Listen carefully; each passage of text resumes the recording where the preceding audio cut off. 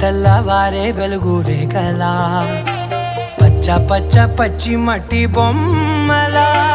అల్లి బిల్లి వెన్న పాల నురగలా అచ్చ తెలుగు ఇంటి పూల కొమ్మలా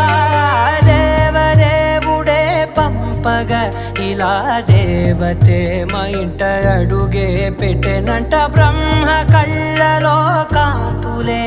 మా అమ్మలా మా కోసం మళ్ళీ లాలి పాడేనంట.